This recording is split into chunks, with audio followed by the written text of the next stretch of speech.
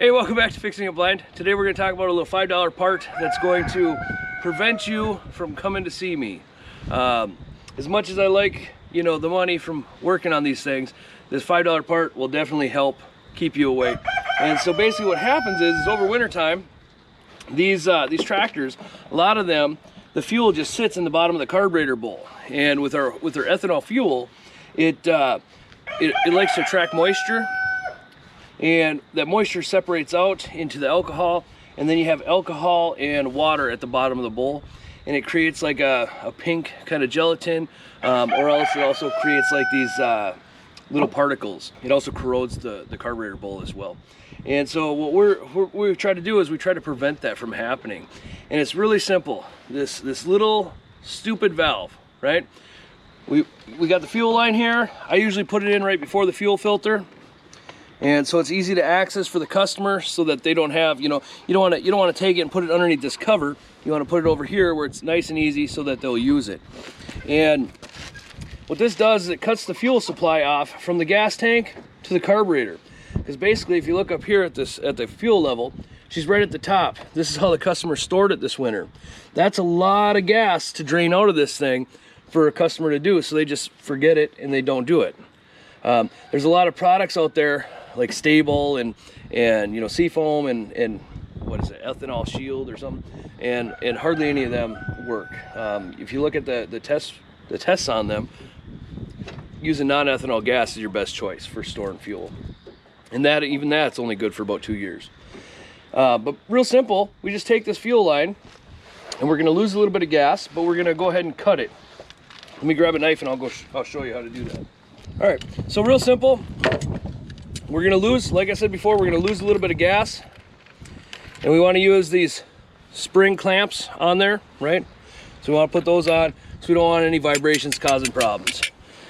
We just go ahead and we're gonna go ahead and cut this fuel line, and you'll see we'll spill a little bit of gas.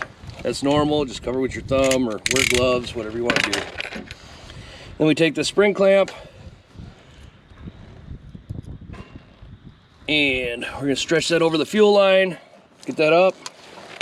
Now, on these fuel shutoff valves, they flow a certain direction.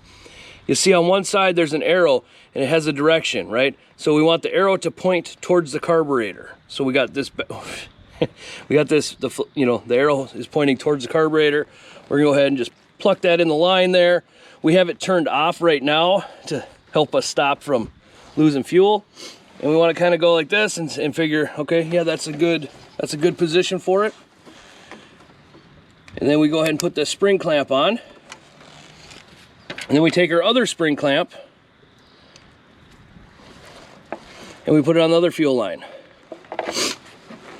Now, some mowers are going to have a fuel line that'll have a tight bend in it. And if that's the case, you might have to take a 1/2 inch out of the fuel line. This one has enough play where we can put it in and there'll be no kinking. We just don't want any kinking. So you push it in there all the way, go ahead and bring that spring clamp back up, and bam, it's that easy. I mean, what are we at? Probably 5 minutes, if that. And now we got fuel. We can just turn it on, we can shut it off. And the way you use this is, during the summer, you mow your lawn, and instead of turning it off with the key, just go ahead and shut the fuel off. Let it run till it dies, okay? And then once it dies, there's no fuel in the carburetor bowl anymore. Go ahead and turn the key off. And same thing at the end of the season, right? You're mowing in September, and then all of a sudden we get 20 inches of snow. You don't want to go out there and have to try and drain out, 3-4 gallons of gas. You simply turn this off, fire up the machine, let it run dry, and then go ahead and put your battery tender and such on the battery and store it for the winter. Just make sure you got the key turned off afterwards. So anyway, if you guys got any questions, any suggestions, let me know down in the comments. Thanks, bye.